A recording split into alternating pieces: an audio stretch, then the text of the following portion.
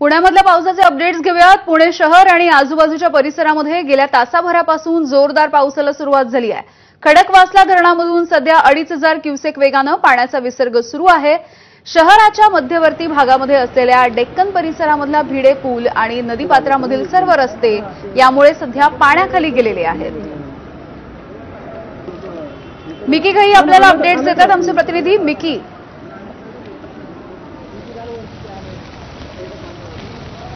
यामिनी, जर आपण बघितलं तर मुंबई पाठोपाठ पुण्यात देखील सलग दुसऱ्या दिवशी पावसाची संततधार सुरू आहे।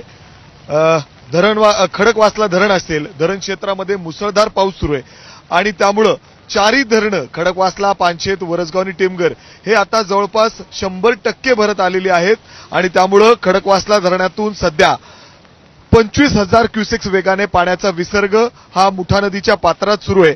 आता मी शहराच्या मध्यवर्ती डेक्कन परिसरात उभा आहे। समोर जर आपण बघितलं तर मुठा नदी या ठिकाणी दुथडी भरून वाहतीये।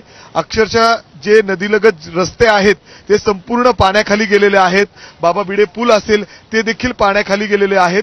आता जर आपण बघितलं तर नदीलगत जे गाड्या आहेत त्यांना देखील लवकरात लवकर काढण्याचं या ठिकाणी प्रशासनाकडून सांगितलं जातंय, कारण ते देखील पाण्याखाली जाऊ शकतात, कारण हळूहळू पाण्याचा विसर्ग वाढवला जातोय खडकवासला धरणातून, कारण धरण क्षेत्रामध्ये अजून देखील मुसळधार पाऊस सुरू आहे।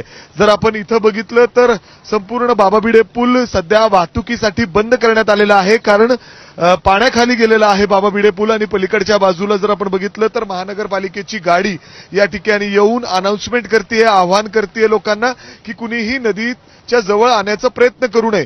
तर मी या बाजूला जर सांगितलं तर इथं आता हळूहळू पुणेकर, विद्यार्थी असतील, मुलं असतील, मुली असतील, जमायला सुरुवात झालेली आहे। अर्थात बरेच दिवसानंतर अशा पद्धतीने मुठा नदीला भरून पाणी आलेलं आहे, दुथडी भरून वाहतीये, त्यामुळं लोक इथं बघायला आलेले आहेत, गर्दी करतायत।